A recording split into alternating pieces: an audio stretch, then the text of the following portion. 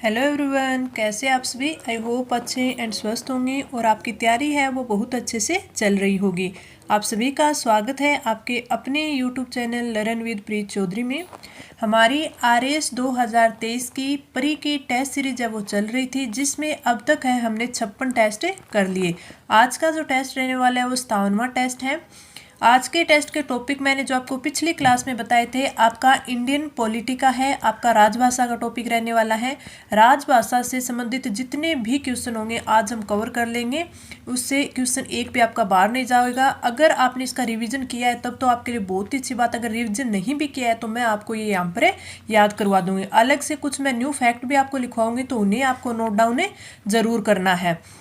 अगला, अगर हम राजस्थान हिस्ट्री की बात करें तो राजस्थान की जो आधुनिक हिस्ट्री है उसका हमने टॉपिक करा था प्रजामंडल।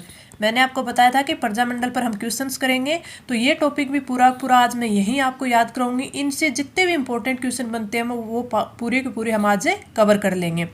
अगला टॉपिक हमारा राजस्थान ज्योग्राफी का था, जिसमें हमने उद्योग टॉपिक है वो करना है। तो चलिए आज की क्लास से स्टार्ट करते हैं। क्लास काफ़ी इंपॉर्टेंट रहने वाली है। इस क्लास की PDF है वो हमारे टेलीग्राम चैनल पर आपको प्रोवाइड करवा दी जाएगी, जहां से आप डाउनलोड करके रिवीजन कर सकते हैं। चलिए आज का टेस्ट है वो स्टार्ट करते हैं। हमारा टेस्ट का फर्स्ट क्वेश्चन है, निम्नलिखित संविधान संशोधन अधिनियमों में से किस एक के अंतर्गत भारत के संविधान की 8वीं अनुसूची में 4 भाषाएं जोड़ी गई, जिससे उनकी संख्या बढ़कर है वो 22 से हो गई। संविधान 92वां संविधान संशोधन अधिनियम, 91वां संविधान संशोधन अधिनियम, 92वां संविधान संशोधन अधिनियम और 93वां संविधान संशोधन अधिनियम। तो जो राइट आंसर होगा वो होगा ऑप्शन है सी। 92वां संविधान संशोधन अधिनियम है, उसके द्वारा भारत के संविधान में 8वीं सूची में अनुसूची में 4 भाषाएं जोड़ी गई थी, जिससे कितनी भाषाएं हो गई थी, बढ़कर 22 भाषाएं हो गई थी। अगर हम 92वें संविधान संशोधन की बात करें तो ये कब का, 2003 का है। 92वां संविधान संशोधन अधिनियम 2002 ये कितना है, 3 का है। इसमें 4 भाषाएं कौन सी, बोडो, संथाली, डोगरी और मैथिली। तो ये आपको जितनी भी भाषाएं जिस संविधान संशोधन के द्वारा जोड़ी जाती है वो याद होना चाहिए। आपका जो राजभाषा का टॉपिक है उसमें जो अलग से क्वेश्चंस है, मैं जस्ट अभी इस क्वेश्चंस के बाद में आपको नोट डाउन कराऊंगी, उन्हें आप नोट डाउन कर लेना। लेकिन आपको इससे क्वेश्चन है वो किस प्रकार बनते हैं, जैसे आपसे पूछ लिया 22 बढ़कर कब हो गई थी, 18 बढ़कर है वो कौन सी संविधान संशोधन के बाद हो गई थी, किस संविधान संशोधन, जैसे 71वां संविधान संशोधन है तो वो कब हुआ था, और वो कब हुआ पहले ये पूछ लेगी, उसके द्वारा कौन कौन सी भाषाएं जोड़ी गई थी, जैसे 3 जोड़ी गई थी, या फिर ऑप्शन में 3-4 भाषाएं दे देंगे, इनमें से पूछ लेंगे वो कौन सी संविधान संशोधन से जोड़ी गई। तो ऐसे क्वेश्चन साइंस से बन जाते हैं। आपको याद रखना है 92वां संविधान संशोधन हुआ 2003 में। बोडो, संथाली, डोगरी, मैथिली 4 भाषाएं जोड़ी गई। 4 भाषाएं जोड़ने के बाद कितनी होगी, 22 भाषाएं होगी। कौन सी अनुसूची में, 8वीं अनुसूची में। तो राइट आंसर ऑप्शन सी। इसके बाद में कुछ बेसिक्स आपको राजभाषा के बारे में कुछ क्वेश्चंस हैं वो आपको मैं बताती हूँ। जो मैं आपको MCQ करवाती हूँ उसके साथ साथ है वो मैं आपको ये अन्य फैक्ट इसलिए लिखवाती हूँ। अब मैंने बोला कि आपको ये टॉपिक के आपको क्वेश्चन आंसर करवाए जाएंगे, तब आपने उनका एक बार रिवीजन कर लिया। अब मैं टेस्ट सीरीज लेके आई, अब आप क्वेश्चन आंसर करोगे तो उससे होगा क्या कि आपका रिविजन है वो आपको पता चल गया कि हमने यहाँ से पढ़ा, इस प्रकार क्वेश्चन आ सकता है। साथ में मैं जो न्यू फैक्ट आपको लिखवाऊंगी तो वो आप उस जगह क्या कर सकते हो, नोट डाउन कर सकते हो। फिर अगली बार एक बार और रिविजन करना है, उसके बाद है ये टॉपिक हमारा हमेशा लिए अच्छे से कवर हो जाएगा। बस फिर क्या है, आप पढ़ोगे तो अब न्यू फैक्ट भी पढ़ पाओगे, अपना रिवीजन है कर पाओगे अच्छे से, और फिर हमारा ये टॉपिक है बहुत अच्छे बेहतरीन तरीके से तैयार हो जाएगा। इससे क्वेश्चन क्या बन सकता है, आपसे पूछा जा सकता है कि संविधान के कौन से अनुच्छेद, यानी किस अनुच्छेद है वो संसद की कार्यवाहियों की भाषा के बारे में बताता है। तो हमें बताना है कि संविधान का कौन सा अनुच्छेद है वो संसद की कार्यवाही कार्यवाहियों की भाषा के बारे में बताता है, भाषा के बारे में बताता है, तो इम्पोर्टेंट है ये, आपको याद रखना है कि संविधान का अनुच्छेद जो 120 है वो संसद की कार्यवाहियों की भाषा के बारे में बताता है। तो आपसे पूछा जा सकता है, दो प्रकार के क्वेश्चन बनते हैं, एक तो ये कि संसद की कार्यवाही की भाषा के बारे में कौन सा अनुच्छेद बताता है, 120। यहीं पर अगर आप किसे पूछ ले राज्य विधानमंडलों की कार्यवाहियों के लिए प्रयोग में ली जाने जो वाली भाषा है उसके बारे में किस अनुच्छेद में प्रावधान किया गया है, तो वो आपका है अनुच्छेद 210। तो ये दोनों के दोनों क्वेश्चन है, न्यू है, इंपॉर्टेंट है। अगला क्या, एक आपने देखा होगा कि संसद में कोई कार्य है वो दो भाषा में होता है, एक तो हिंदी में होता है, एक इंग्लिश में किया जाता है। किंतु अगर कोई सदस्य है उसको मातृभाषा में बोलने की अनुमति देना है, तो अगर आपसे ये पूछ ले कि किसी व्यक्ति को या सदस्य को जो कि लोकसभा या राज्यसभा का सदस्य है उसको है वो अपनी मातृभाषा में बोलने की अनुमति या अधिकार है, वो कौन देता है, तो वो देता है आपका लोकसभा अध्यक्ष या फिर राज्यसभा के सभापति, ये है वो इसको अधिकार दे सकते हैं। तो तीनों की तीनों चीजें हैं वो काफी इंपॉर्टेंट है, आपको तीनों की तीनों चीजें हैं वो अच्छे से याद करनी है, आप इसे एक जगह नोट डाउन कर लेना, ठीक है। अब हम बढ़ते हैं हमारे अगले क्वेश्चन की तरफ। अगला क्वेश्चन है, संविधान की 8वीं अनुसूची में 21वें संविधान संशोधन द्वारा निम्न में से कौन सी भाषा जोड़ी गई, संस्कृत भाषा, सिंधी भाषा, पंजाबी भाषा और कोंकणी भाषा। तो राइट आंसर हो जाएगा ऑप्शन बी, सिंधी भाषा। तो आपको याद रखना है कि 21वें संविधान संशोधन के द्वारा है वो सिंधी भाषा को है वो 8वीं अनुसूची में जोड़ा गया। 21वां संविधान संशोधन कब हुआ था, 1967। तो 21वां संविधान संशोधन अधिनियम है वो कब का है, 1967। अब आपसे पूछ ले कि 21वां संविधान संशोधन अधिनियम, 71वां संविधान संशोधन अधिनियम और 92वां संविधान संशोधन अधिनियम, ये तीनों के तीनों किससे संबंधित है, ये राजभाषा या फिर 8वीं अनुसूची से संबंधित है। तो तीनों आप याद रखना। इस क्वेश्चन का राइट आंसर ऑप्शन बी। आगे बढ़े अपना अगला क्वेश्चन, भारत की सरकारी भाषा संबंधित प्रावधान का संशोधन हो सकता है सामान्य बहुमत से कम 2/3 बहुमत से कम 3/4 बहुमत से और संशोधित नहीं किया जा सकता। राइट आंसर हो जाएगा ऑप्शन बी, कम से कम 2/3 बहुमत से है वो भारत की सरकारी भाषा संबंधित प्रावधान का संशोधन है वो कम से कम 2/3 बहुमत से किया जाता है। अगला क्वेश्चन, निम्नलिखित में से किस राज्य ने संस्कृत भाषा को राज्य की द्वितीय राजभाषा का दर्जा है वो प्रदान किया है, किस राज्य ने, बिहार ने, छत्तीसगढ़ ने, उत्तर प्रदेश ने और उत्तराखंड ने। तो आपका राइट आंसर हो जाएगा ऑप्शन डी, उत्तराखंड ने है संस्कृत भाषा को राज्य की द्वितीय राजभाषा का दर्जा है वो प्रदान किया है। तो राइट आंसर ऑप्शन डी। आगे बढ़े अपना अगला क्वेश्चन, कौन सी भाषा हमारे संविधान की 8वीं अनुसूची में सम्मिलित नहीं है, गुजराती, कश्मीरी, राजस्थानी और डोगरी। तो हमारा जो राइट आंसर होगा वो क्या होगा, वो होगा ऑप्शन सी, राजस्थानी। राजस्थानी है वो हमारे संविधान की 8वीं अनुसूची में सम्मिलित नहीं है। तो राइट आंसर ऑप्शन सी। अगला क्वेश्चन, भारतीय संविधान के 8वीं अनुसूची में कौन सी भाषा वर्ष 2003 में जोड़ी गई, कोंकणी, सिंधी, मणिपुरी, संथाली। तो राइट आंसर क्या हो जाएगा, राइट आंसर हो जाएगा ऑप्शन डी, संथाली। मैंने आपको बताया था कि आपका जो 92वां संविधान संशोधन था वो कब था, 2003 में था। फर्स्ट क्वेश्चन में मैंने आपको ये बता दिया था। तो 92वां संविधान संशोधन 2003 में था और इसमें 92 में कौन कौन सी 4 जोड़ी गई थी, बोडो, संथाली, डोगरी और मैथिली। तो क्या होगा, राइट आंसर ऑप्शन डी हो गया।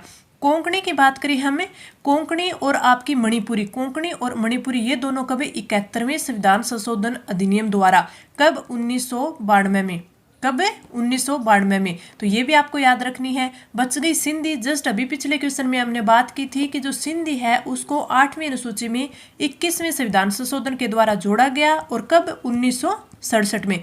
कब जोड़ा गया, 1967 में। आपका एक जो इम्पोर्टेंट क्वेश्चन है ये भी बन सकता है कि जो भाषाई अल्पसंख्यक वर्गों के लिए एक विशेष अधिकारी जो नियुक्त किया जाता है, कौन सा अधिकारी, भाषाई अल्पसंख्यक आयुक्त। अल्पसंख्यक आयुक्त, नोट डाउन कर लेना, वेरी वेरी इंपॉर्टेंट है। आयुक्त तो ये है, ये किस अनुच्छेद के तहत है इसकी नियुक्ति की जाती है, मोस्ट इंपॉर्टेंट है, आप लगा लेना कि भाषाई अल्पसंख्यक वर्गों के लिए कि विशेष अधिकारी कौन होता है, भाषाई अल्पसंख्यक आयुक्त, उसको किस अनुच्छेद के तहत, तो इसको अनुच्छेद 350 ख के तहत है इसकी नियुक्ति है वो की जाती है। वेरी इंपॉर्टेंट है, यहाँ पर नोट डाउन कर लेना। इसके साथ साथ एक इम्पोर्टेंट और भी बनता है, वो क्या कि जो हिंदी भाषा है, कौन सी, हिंदी भाषा, हिंदी भाषा के विकास और उसके प्रसार के लिए संविधान में कौन सा ऐसा अनुच्छेद है जो संघ को निर्देश देता है, तो हिंदी भाषा के विकास के लिए देता है, वो देता है आपका अनुच्छेद 351। दोनों वेरी इंपॉर्टेंट है। मैं जो क्वेश्चन करवा रही हूँ उसके साथ साथ मैं एक दो एक्स्ट्रा बता रही हूँ, ताकि क्योंकि मेरे पास भी इतना टाइम नहीं होता कि मैं इतने क्वेश्चन आपको लिए टाइप कर पाऊँ, फिर मेरे को PDF भी बनानी होती है, तो खुद को सारा टाइप करना, PDF बनाना, मुझे भी कम टाइम मिलता है। ऑफिस में से आके जितना टाइम मिलता है मैं सोचती हूँ कि ज़्यादा से ज़्यादा क्वेश्चन आपके लिए बनाए जाए, तो इसलिए जो क्वेश्चन मैं नहीं बना पाती हूँ और जो इंपॉर्टेंट होता है वो मैं ऐसे आपको नोट डाउन करवा देती हूँ। तो ये आप अपने एक रफ शीट में जो मैं आपको बोलती हूँ कि A4 साइज पेपर लीजिए, उस पर आप ये नोट डाउन कर लीजिए, ताकि बाद में आप इनका रिवीजन कर सके, साथ में आपके शॉर्ट नोट्स भी बन जाते हैं। तो ये जो वेरी इंपॉर्टेंट बोलती हूँ मैं, उनको वहाँ पे आप नोट डाउन कर लेना, ताकि रिवीजन में आपके आगे अच्छे से आपका रिवीजन हो जाए। आगे बढ़े, अगला क्वेश्चन, संविधान के 8वीं सूची में सम्मिलित भाषा में निम्नलिखित में से कौन सी भाषा बोलने वाली सर्वाधिक है, बंगाली, गुजराती, मराठी और तेलुगु। तो राइट आंसर कौन सा हो जाएगा, राइट आंसर हो जाएगा ऑप्शन ए, बंगाली भाषा है वो संविधान की 8वीं सूची में सम्मिलित ऐसी भाषा है जो कि बोलने वाली उसको सर्वाधिक है, तो राइट आंसर ऑप्शन ए का आपको पता होगा कि जो आप हमें अनुच्छेद मिलता है, अनुच्छेद 30, उस अनुच्छेद 30 में क्या दिया हुआ है कि जो धर्म या भाषा पर आधारित जो भी अल्पसंख्यक वर्ग होंगे उनको अपनी रुचि की शिक्षण संस्थाओं की स्थापना करने का अधिकार होता है। तो अगर आपसे पूछ ले कि शिक्षण संस्थाओं की स्थापना है वो किस अनुच्छेद के तहत है, वो दी गई है शिक्षण संस्थाओं की स्थापना, संस्थाओं की स्थापना। इसके साथ साथ मैं आपको कुछ अनुच्छेद वगैरह भी याद करवा रही हूँ जो कि इंपॉर्टेंट होते हैं, काफ़ी बार एग्जाम में पूछे जाते हैं। तो अगर ये पूछ ले तो आपका अनुच्छेद 30 है, जिसके तहत धर्म या भाषा के आधार पर जो भी अल्पसंख्यक वर्ग है वो अपनी रुचि के अनुसार शिक्षण संस्थानों की स्थापना कर सकते हैं, ये उनका अधिकार है। उनको ये भी प्रावधान किया गया है कि वो ऐसे शिक्षण संस्थान है उनको सहायता देने में राज्य द्वारा धर्म या भाषा के साथ कोई भी भेदभाव है वो नहीं किया जाएगा। राइट आंसर ऑप्शन ए। आगे बढ़े, अपना अगला क्वेश्चन, संविधान की 8वीं अनुसूची 71 में संविधान संशोधन अधिनियम 1992 द्वारा कौन सी 3 भाषाएं जोड़ी गई। अब 92वां संविधान संशोधन और आपका 71वां और आपका 21वां, तीनों में बार बार रिपीट कर रही हूँ, किसी इनकी बस लैंग्वेज अलग करके कि इनसे किसी भी प्रकार क्वेश्चन बन जाए तो आपको अच्छे से याद हो वो क्वेश्चन। तो 92वें संविधान संशोधन मैंने बताया था, जो 71वां संविधान संशोधन है शायद पिछले उससे पिछले टेस्ट में बताया था, इसको आप याद रख सकते हैं नमक। नमक से क्या हो जाएगा आपका नेपाली, मैं से मणिपुरी, कै से कोंकणी। तो 71वां संविधान संशोधन नमक 1992 में, तो नमक से इसमें कौन कौन सी है, सिंधी आ गई, सिंधी तो आपके 21वें संविधान संशोधन से है, कोंकणी आ गई, नेपाली आ गई, ये नहीं है, नेपाली, कोंकणी, मणिपुरी, तो राइट आंसर ऑप्शन सी हो जाएगा। इस प्रकार आप अच्छे से अपना है वो रिविजन कर सकते हैं।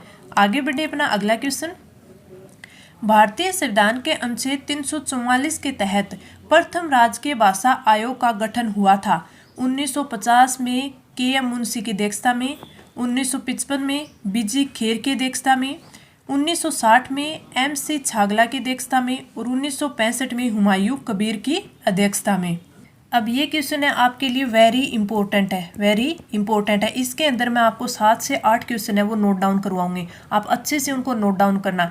सबसे पहले हम इसी क्वेश्चन का आंसर दे देखते हैं कि भारतीय संविधान के अनुच्छेद 344 के तहत प्रथम राजकीय भाषा आयोग का गठन हुआ था 1955 में BG खेर की अध्यक्षता में। कब हुआ, 1955 में। किसकी अध्यक्षता में, BG खेर यानी बाल गंगाधर खेर, गंगाधर खेर। तो अगर कभी आपके फुल फॉर्म में भी आ जाए कि बाल गंगाधर खेर, तो आप याद रखना BG खेर, ठीक है। तो राइट आंसर ऑप्शन बी हो गया। अगर आपसे पूछ ले कि किसके आदेश द्वारा राजभाषा आयोग है, जो राजभाषा आयोग, भाषा आयोग का गठन है वो किया जाता है, किसके आदेश से किया जाता है? तो ये किया जाता है राष्ट्रपति के आदेश से। किसके आदेश से? राष्ट्रपति के आदेश से। ये भी इम्पोर्टेंट हो गया।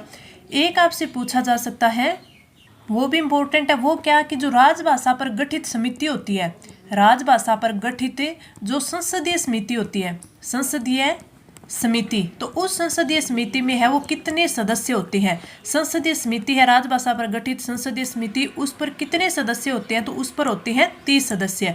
कितने होते हैं उसमें? 30 सदस्य होते हैं। 30, जिसमें से लोकसभा के कितने होंगे? 20 होंगे। राज्यसभा के कितने होंगे? राज्यसभा के 10 होंगे। तो वेरी इंपॉर्टेंट है, आपसे पूछ लें। अब इसी में एक क्वेश्चन और पूछा जा सकता है, वो क्या कि जो आपकी नवंबर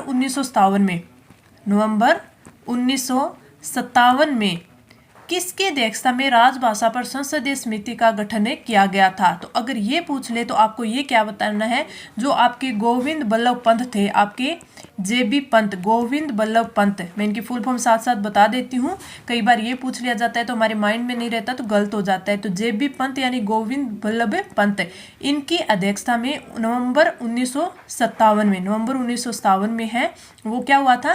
राजभाषा पर संसदीय समिति का गठन किया गया था। तो इसमें मैंने 4-5 क्वेश्चन बताए हैं, चारों पांचों आपके वेरी इंपॉर्टेंट है।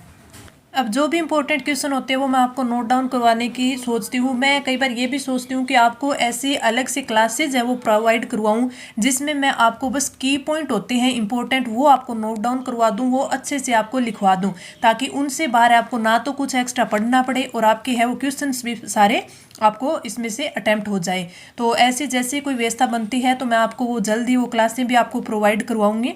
तो इसके जो मैं अभी क्वेश्चन करवा रही हूँ, इनके साथ साथ जो भी इंपॉर्टेंट फैक्ट लिखवाऊँ वो आप ज़रूर से याद से लिख लें।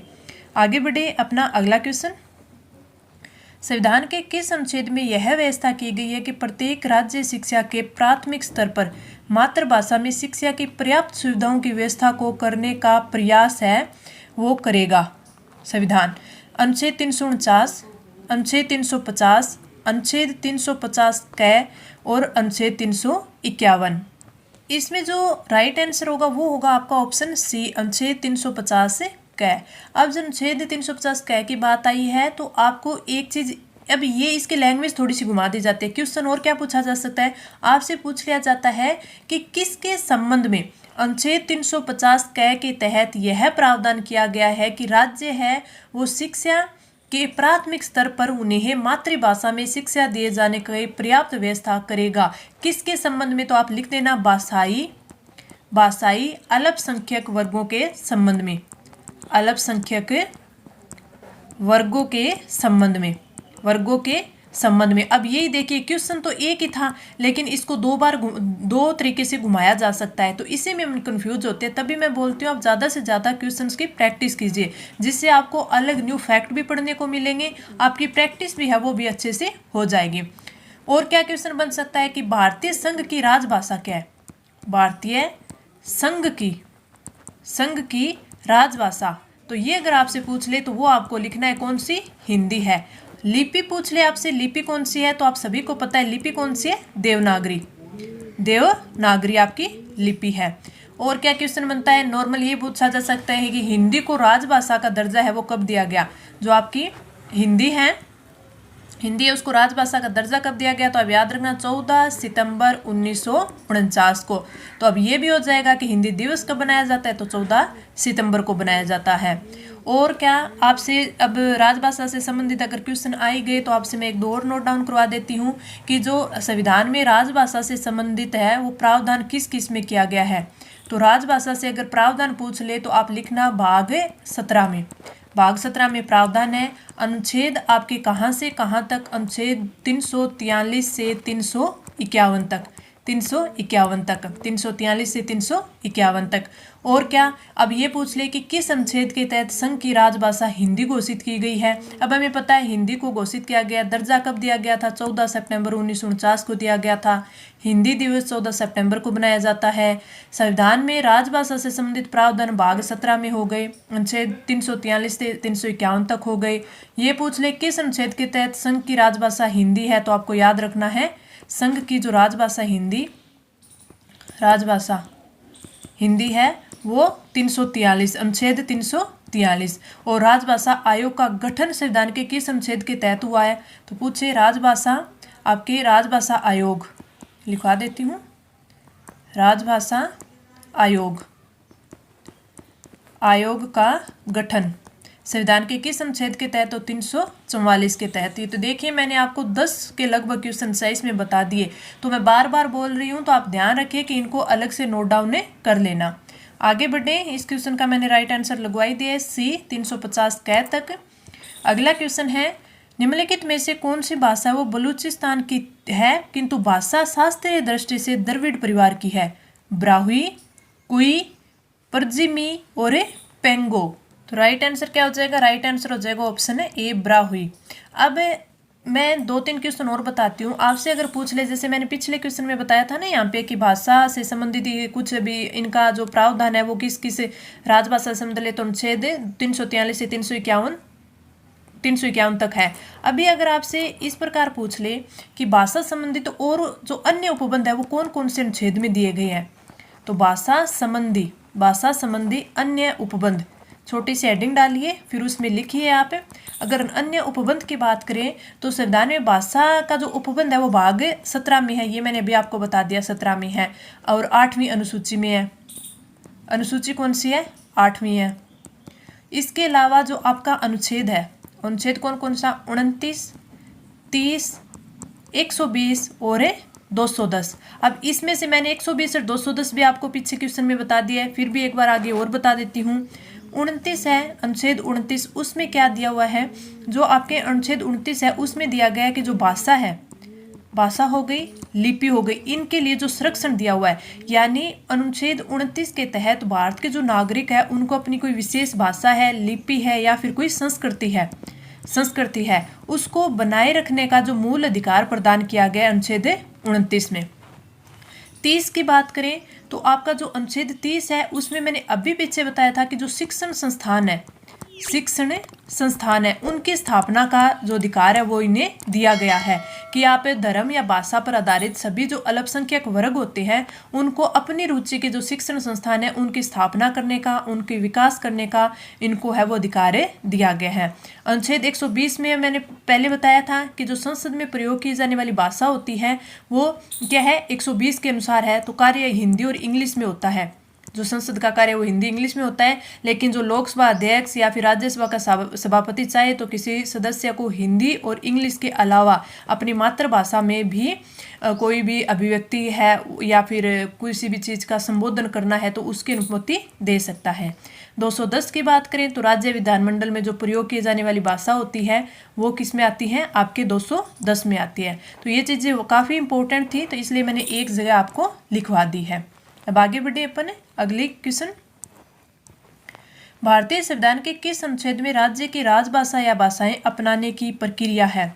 343, 344, 345 और 346। तो इसमें जो आपका राइट आंसर होगा वो कौन सा होगा? राइट आंसर होता है अनुच्छेद 345 जो कि ऑप्शन है सी में दिया हुआ है, तो राइट आंसर ऑप्शन सी। आगे बढ़े अपना अगला क्वेश्चन। निम्नलिखित भाषाओं पर विचार कीजिए। गुजराती, कन्नड़ और तेलुगु उपयुक्त में से किसको सरकार ने क्लासिकी भाषा या भाषाएं हैं वो घोषित किया गया है? केवल 1 और 2 को, 3 को, 2 व 3 को, 1, 2 व 3 को। तो इसमें जो हमारा राइट आंसर होगा वो होगा ऑप्शन सी, 2 व 3 को है। कन्नड़ और तेलुगु इनको है वो क्या है? क्लासिकी भाषाएं घोषित किया गया है, तो राइट आंसर ऑप्शन है सी। आगे बढ़े अपना अगला क्वेश्चन। निम्नलिखित भारतीय भाषाओं को मातृभाषा के रूप में प्रयोग करने वालों का कौन सा अवरोही क्रम है? यानी सबसे कम किसको, फिर उसको, फिर सबसे ज़्यादा, यानी सबसे ज़्यादा वाला लास्ट में होगा, तो उस क्रम को हमें बताना है। अगर इसकी बात करें तो इसमें जो हमारा राइट आंसर क्या हो जाएगा? राइट आंसर हो जाएगा हमारा ऑप्शन है सी। पहले बंगाली, फिर आपकी कौन सी होगी? तेलुगु, फिर मराठी और फिर तमिल। तो राइट आंसर हो जाएगा ऑप्शन सी। आगे बढ़े अपना अगला क्वेश्चन। निम्नलिखित में भारत के संविधान में उल्लेखित भाषाओं के बारे में क्या सही है? राज्य भाषाई अल्पसंख्यकों को प्राथमिक विद्यालयों में शिक्षा के माध्यम के रूप में उनकी मातृभाषा चुनने के लिए बाध्य कर सकता है। अंगिका अब संविधान की 8वीं अनुसूची में सम्मिलित है। हिंदी भाषा की राष्ट्रीय भाषा है, हिंदी भारत की राष्ट्रीय भाषा है। बोडो संविधान की 8वीं अनुसूची में स्वीकृत भाषा है। तो राइट आंसर हमें पता चल गया कि हमें अच्छे से याद कर रखा है, बाध्य नहीं कर सकता। हिंदी भारत की राजभाषा है, ना कि राष्ट्रीय भाषा है। और क्या है, बोडो संविधान की 8वीं अनुसूची में स्वीकृत है, बिल्कुल सही है। तो राइट आंसर ऑप्शन है डी हो जाएगा। तो वेरी इंपॉर्टेंट क्वेश्चन था, राइट आंसर ऑप्शन डी। आगे बढ़े अपना अगला क्वेश्चन। अब यहाँ से हमारी राजस्थान जो आधुनिक हिस्ट्री है उसका टॉपिक प्रजामंडल है वो स्टार्ट होता है। इसके वेरी इंपॉर्टेंट क्वेश्चंस हैं, आगे हमें कवर करेंगे और अच्छे से जो प्रजामंडल है उनको हमें याद भी कर लेंगे। कोटा राज्य प्रजामंडल के संस्थापक थे मीठालाल व्यास, मघाराम वेद, शिव शंकर गोप्पा और नैनूराम शर्मा। तो राइट आंसर हो जाएगा ऑप्शन डी, नैनूराम शर्मा। कोटा प्रजामंडल की बात करें तो कब, 1939 में। श्रेय किसे जाता है, नैनूराम शर्मा को जाता है, यानी ये प्रजामंडल के संस्थापक थे। अगला इससे क्या बन जा सकता है, अगर नैनूराम शर्मा से पूछ ले तो हमें बताना है कि इन्होंने सरकारी सेवा को त्यागा था, सरकारी सेवा को त्याग कर वो आंदोलन से जुड़े थे। राजस्थान सेवा संघ के सक्रिय सदस्य भी कौन थे, नैनूराम शर्मा थे। अध्यक्ष कौन थे, नैनूराम शर्मा थे। और इसके साथ अगर हमसे पूछ ले कि कोटा राज्य प्रजामंडल है तो उसका फर्स्ट अधिवेशन कब हुआ था, फर्स्ट अधिवेशन की पूछ ले तो वो हुआ था 1940 में। कहाँ हुआ था, रामतलाई कोटा में, रामतलाई कोटा में हुआ था, कोटा में हुआ था। और इसके बारे में और क्या पूछा जा सकता है कि 1942 में जो पंडित अभिनरी थे ने कोटा में बाढ़ छोड़ो आंदोलन ने प्रारंभ किया था। तो जो भी इम्पोर्टेंट इसमें से आने वाला था कोटा प्रजामंडल से वो मैंने एक साथ आपको यहाँ पे लिखवा दिया, तो आप इसको नोट डाउन कर लेना। कोटा प्रजामंडल 1939, अध्यक्ष नैनूराम शर्मा जो सरकारी सेवा को त्याग कर आंदोलन से जुड़े थे, और इसका फर्स्ट अधिवेशन है वो 1940 में रामतलाई कोटा में हुआ था। अब हम प्रजामंडल की बात करें तो प्रजामंडल से संबंधित कुछ शुरू के जो इम्पोर्टेंट फैक्ट होते हैं वो मैं नोट डाउन करवा देती हूँ। प्रजामंडल से अगर आपसे पूछ ले कि जो फर्स्ट प्रजामंडल है वो कौन सा था, तो पहला था जयपुर प्रजामंडल। लास्ट का पूछ ले तो लास्ट यानी अंतिम था वो था झालावाड़ प्रजामंडल।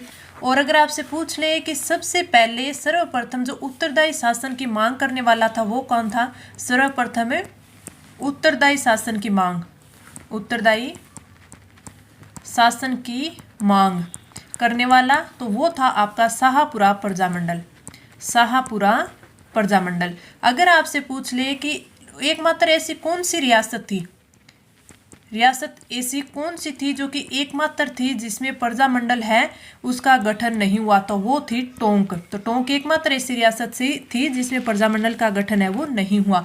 अब मन तो ऐसा करता है कि आपको पूरे के पूरे सारे जो भी इंपॉर्टेंट की पॉइंट होते हैं वो नोट डाउन करवा दूं, लेकिन ना तो इतना टाइम होता है, तो ये नहीं, आगे कभी आपके लिए विस्तृत रूप से क्लासेस हैं वो लाई जाएंगी जिसमें आपको सारे के सारे इंपॉर्टेंट की पॉइंट है वो नोट डाउन करवाए जाएंगे। इसके अलावा आप है ना वो भी याद रख सकते हैं कि कौन से प्रजामंडल है वो राजस्थान से बाहर हुए हैं और उनकी स्थापना कब हुई है और कहाँ हुई है, तो वो और मैं बता देती हूँ। जैसे राजस्थान में वो 4 प्रजामंडल ऐसे हैं जो इनकी स्थापना है वो अपनी रियासत से बाहर हुई है, अपनी रियासत से बाहर हुई है। और एक ऐसा प्रजामंडल है जिसकी स्थापना है वो राजस्थान से ही बाहर हुई है, तो वो कौन कौन से हैं। पहला बीकानेर प्रजामंडल, स्थापना कब, 1936 में। कहाँ पे, कलकत्ता में, तो ये इंपॉर्टेंट है, कलकत्ता में, ठीक है। और दूसरा क्या है आपका भरतपुर है, उसकी स्थापना कब हुई, 1938 में हुई, 1938 में हुई। कहाँ पर हुई, रेवाड़ी में हुई, कहाँ पर, रेवाड़ी में।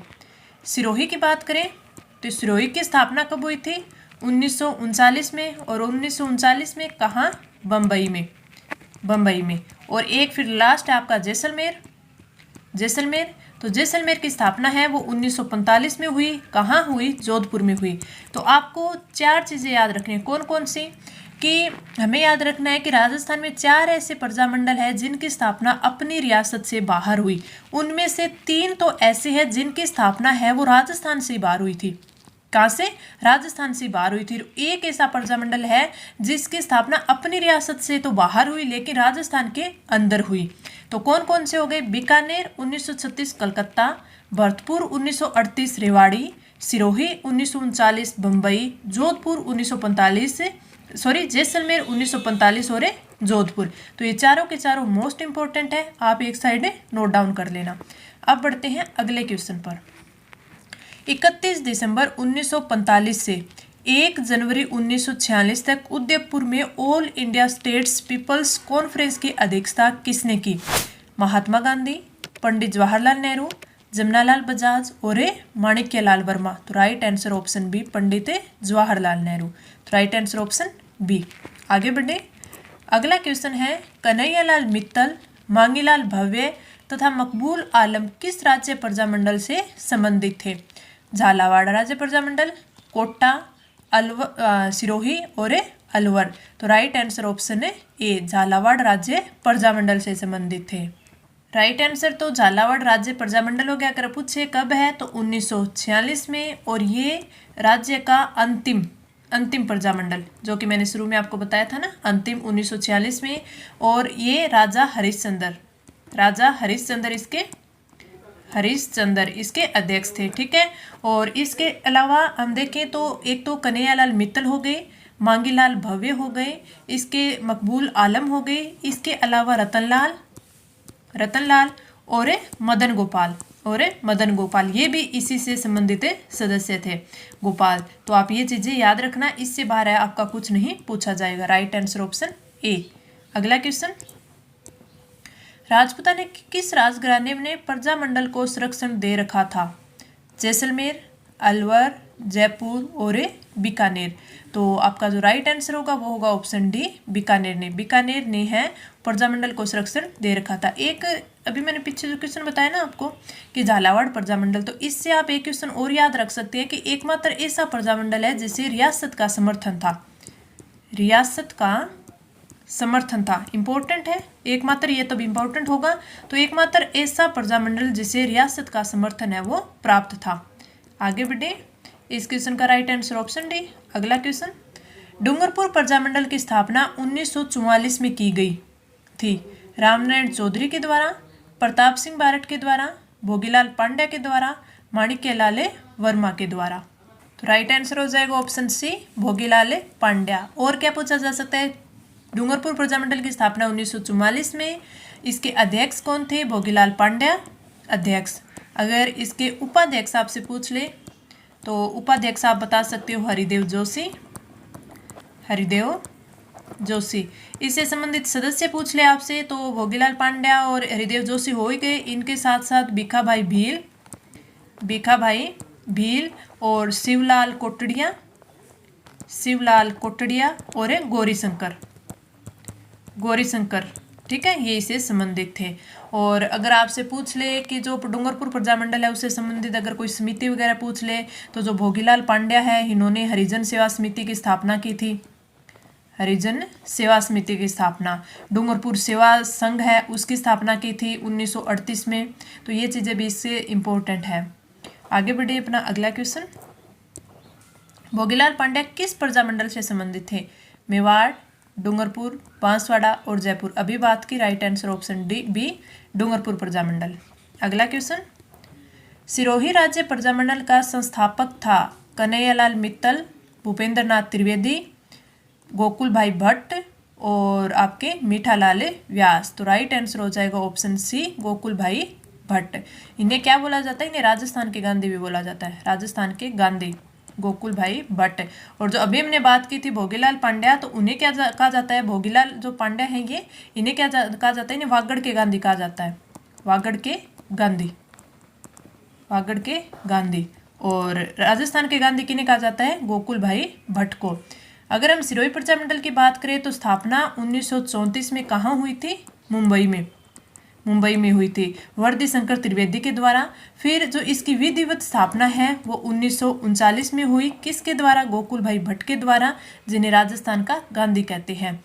और एक इसके बारे में सिरोही संदेश पत्र आता है, सिरोही संदेश पत्र।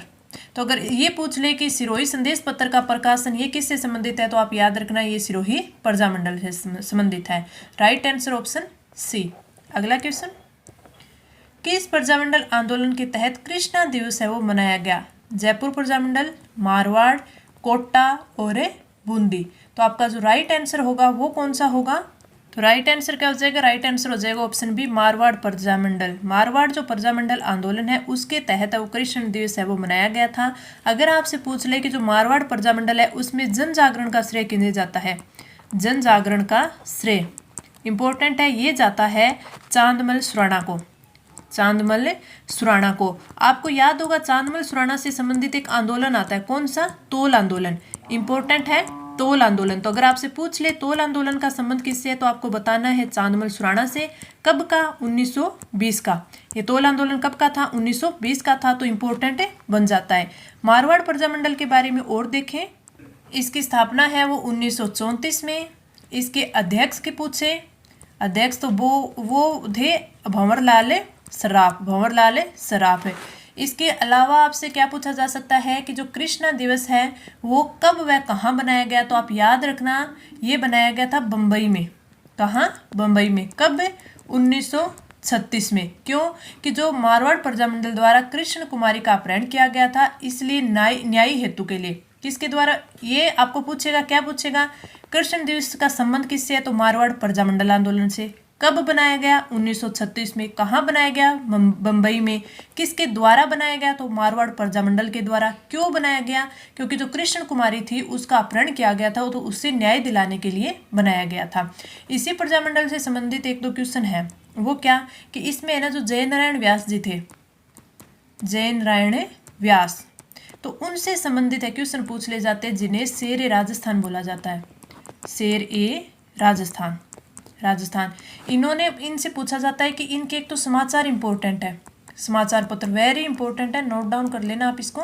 समाचार पत्र एक इनसे पूछा जाता है कि इनके जो रचित ग्रंथ थे, रचित ग्रंथ है, तो इंपॉर्टेंट समाचार पत्र कौन से? एक तो आगीबाण है जो कि राजस्थानी भाषा में लिखा गया, आगीबाण। एक अखंड भारत, अखंड भारत, और एक इसमें तरुण राजस्थान, तरुण राजस्थान, और एक जो इंपॉर्टेंट है कई बार पूछा जाता है पीप।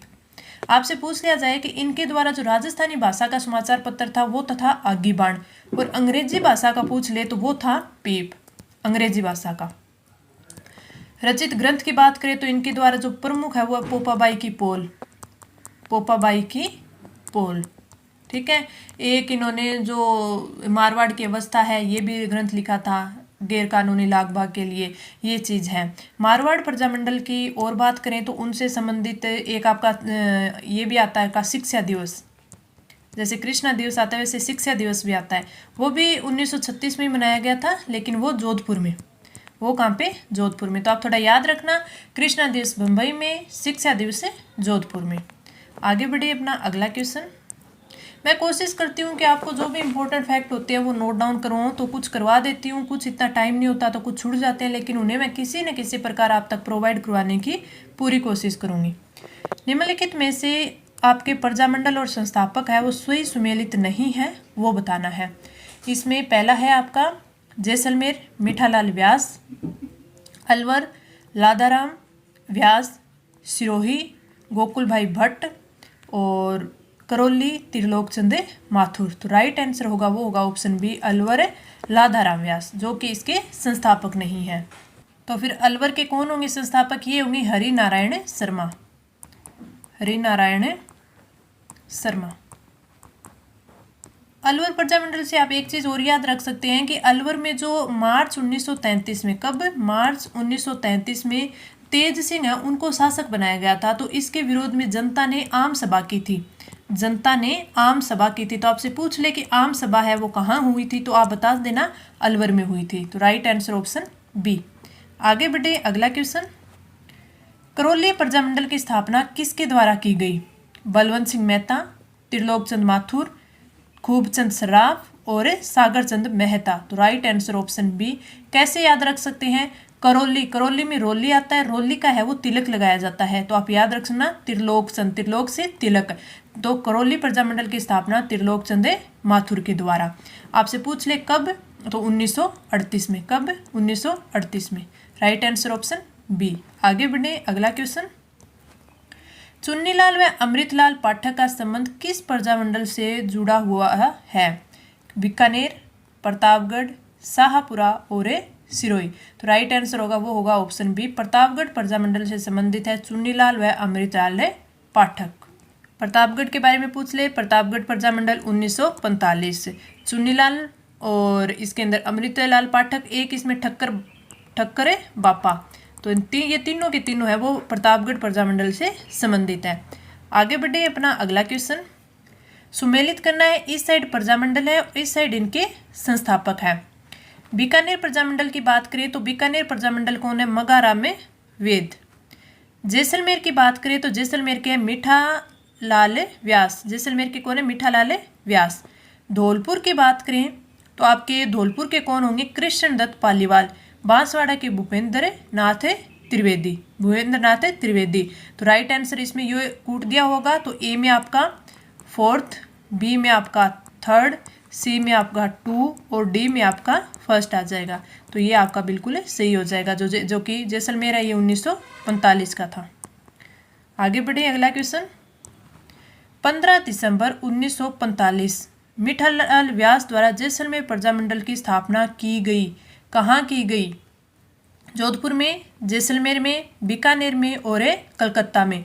तो राइट आंसर क्या होगा, ऑप्शन ए जोधपुर। एकमात्र ऐसा प्रजामंडल जिसकी स्थापना रियासत से तो बाहर हुई, रियासत से बाहर हुई लेकिन राजस्थान के अंदर हुई, राजस्थान के अंदर हुई। वेरी इंपॉर्टेंट है, पूछा जाता है, एकमात्र है, तो राइट आंसर ऑप्शन है ए हो जाएगा। आगे बढ़े अपना अगला क्वेश्चन, राजस्थान में राजनीतिक गतिविधियों के संचालन हेतु सर्वप्रथम किस राज्य में 1934 में प्रजामंडल की स्थापना हुई। जोधपुर, कोटा, मेवाड़ और अलवर। तो राइट आंसर हो जाएगा ऑप्शन ए जोधपुर में, राजनीतिक गतिविधियों के लिए। आगे बढ़े अपना अगला क्वेश्चन, कौन सा कूट प्रजामंडल और संस्थापक है वो सुमेलित नहीं है। जैसलमेर के मीठालाल व्यास बिल्कुल सही, कोटा के नैनूराम शर्मा बिल्कुल सही, जयपुर के कर्पूरचंद पाटनी बिल्कुल सही और बूंदी के गोपीलाल यादव। जो कि आपका राइट आंसर होगा ऑप्शन डी, बूंदी के गोपीलाल यादव नहीं थे, बूंदी के थे कांतिलाल चौथानी, कांतिलाल चौथानी। कब, 1931 में, 1931 में। और अगर आपसे पूछ ले कि बूंदी प्रजामंडल के अध्यक्ष भी बने थे 1937 में, कौन बने थे आपके ऋषि दत्त मेहता, ऋषि दत्त मेहता। तो right answer option D.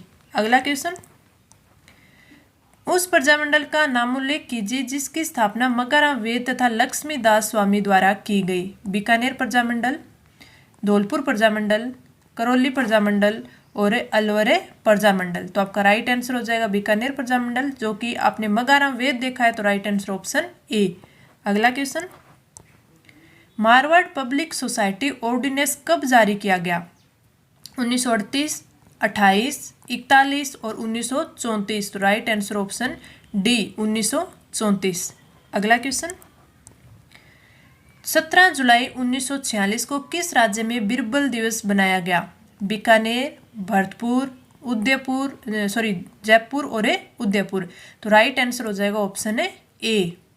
Bikaner Prajamandal की बात करें तो उसमें बहुत सारी इंपॉर्टेंट चीज़ें हैं, जिसमें से कुछ एक ये है, बीरबल दिवस के बारे में आपको पूछे तो कब बनाया, 17 जुलाई 1946। आपको थोड़ा बताऊं इसके बारे में, तो 30 जून 1946 को रायसिंह नगर, जो कि गंगानगर में पड़ता है, रायसिंह नगर है, गंगानगर में पड़ता था, बोल दीजिए इसको, उस टाइम पड़ता था गंगानगर में, अब तो ये अनूपगढ़ में आ गया है। तो आप ये भी चीज़ याद रखना कि जो रायसिंह नगर है वो कहाँ आ गया, अब अनूपगढ़ में आ गया है। तो यहाँ पे 30 जून 1946 रायसिंह नगर है, वहाँ पे तिरंगा लेकर एक जुलूस निकाला गया था, तिरंगा लेकर जुलूस निकाला गया था। उसमें जो बीरबल सिंह थे वो झंडा लेकर आगे आगे बढ़ रहे थे और उस टाइम में वो पुलिस ने फायरिंग कर दी थी।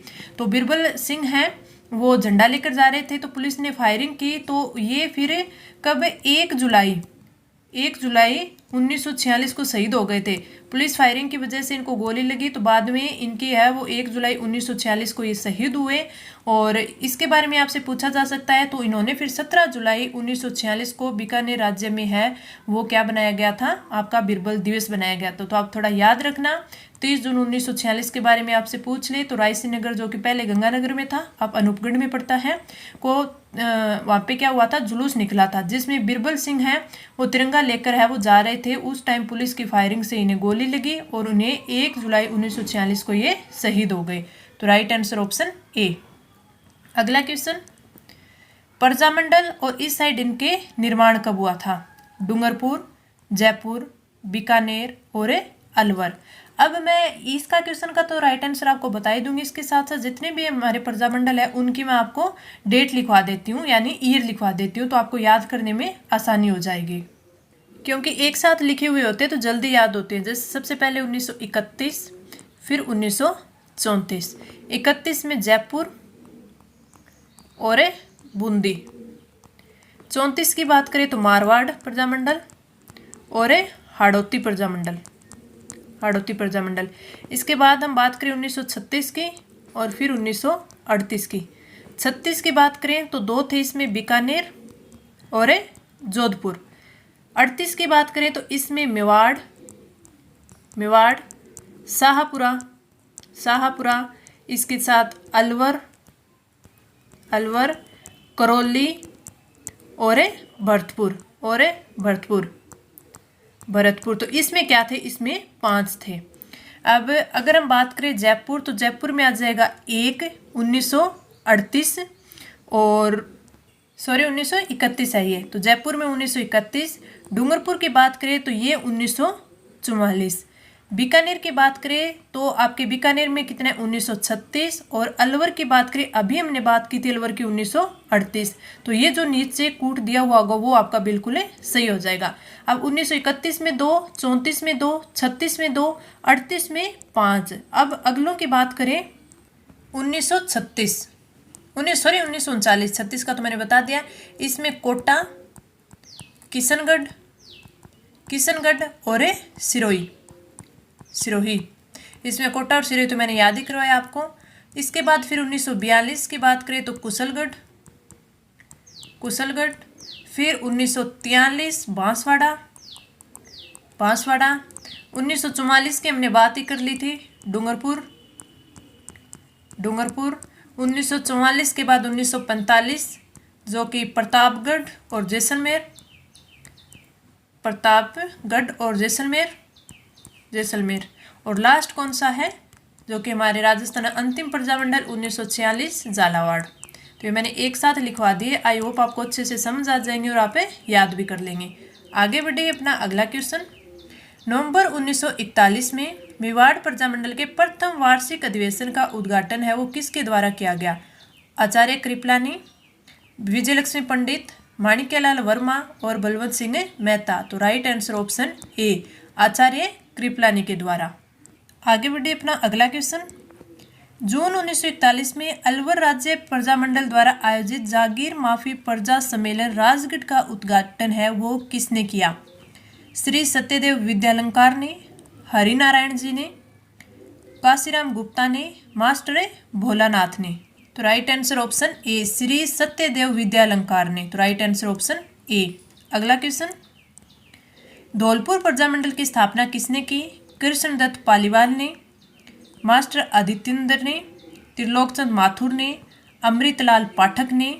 तो हमारा जो राइट आंसर हो जाएगा वो हो जाएगा ऑप्शन है ए, धौलपुर के हो गए, कौन से हो गए? कृष्णदत्त पालीवाल। त्रिलोक यानी तिलक यानी करौली, तो करौली के कौन थे? त्रिलोकचंद माथुर। आगे बढ़े अपना अगला क्वेश्चन।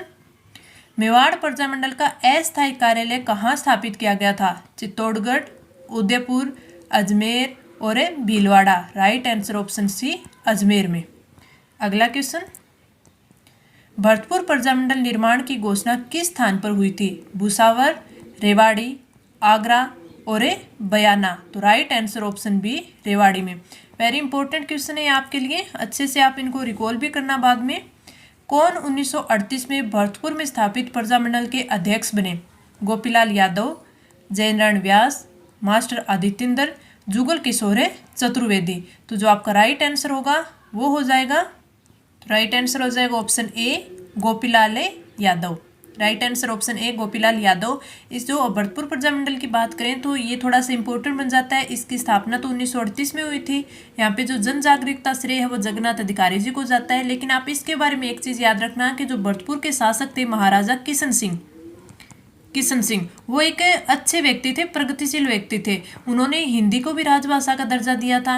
उन्होंने गांव और सिटी हैं वहाँ पे स्वायत्त शासित संस्थाओं को विकसित किया था। वो उत्तरदायी सरकार के भी पक्ष में थे, उत्तरदायी सरकार के भी पक्ष में थे। इसलिए अंग्रेजों ने उन्हें हटा दिया और उनको हटाकर जो उनके बेटे थे बृजेंद्र सिंह, बेटे कौन थे? बृजेंद्र सिंह, जो कि अल्पवयस्क की थे, उनको है वो शासक नियुक्त कर दिया था। तो ये क्वेश्चन पूछा जा सकता है कि अंग्रेजों ने किशन सिंह को उठाकर किन्हें शासक बनाया? बृजेंद्र सिंह को बनाया था। और ये बोलेंगे क्योंकि ये अल्पसंख्यक थे, तो आपसे पूछा जा सकता है कि वहाँ के फिर प्रशासक किसे नियुक्त किया था? तो आप ये याद रखना, ये किया था डक्कन मैकेंजी को, डक्कन मैकेंजी को। वेरी इंपॉर्टेंट है। इस क्वेश्चन का राइट आंसर ऑप्शन ए। अगला क्वेश्चन, भारतीय राज्यों के साथ ब्रिटिश सरकार के संबंधों के अध्ययन पर प्रकाश डालने वाले Lord Hastings and the Indian state पुस्तक किसने लिखी? मोहन सिंह मेहता, सीताराम लालस, श्यामदास दधवाड़िया और विजयदाने देथा। तो राइट आंसर ऑप्शन ए मोहन सिंह मेहता ने। अगला क्वेश्चन, राजस्थान में मारवाड़ सत्याग्रह दिवस कब बनाया गया? 26 जुलाई 1942, 11 अगस्त 1942, 12 जून 1942 और 23 नवंबर 1942। राइट आंसर ऑप्शन है ए 26 जुलाई 1942। इंपॉर्टेंट आपके लिए। आगे बढ़े अपना अगला क्वेश्चन, और इस टेस्ट का लास्ट क्वेश्चन, उत्तरदायी शासन की स्थापना की मांग स्वीकार करने पर भरतपुर के किस महाराजा को राजगद्दी छोड़ने के लिए बाध्य किया गया? अब देखिए, मैंने 2 क्वेश्चन पहले आपको ये बता दिया, तो आप इसका अच्छे से आंसर दे सकती हैं। कौन है आपका? राइट आंसर हो जाएगा किशन सिंह, महाराजा किशन सिंह। इनके स्थान पर उनके बेटे जो बृजेंद्र सिंह थे उनको अल्प आयु में ही शासक बना दिया गया, और उनकी जगह जो प्रशासक है वो किसे नियुक्त किया गया था? प्रशासक नियुक्त किया गया था आपके डक्कन मैकेंजी को, डक्कन मैकेंजी।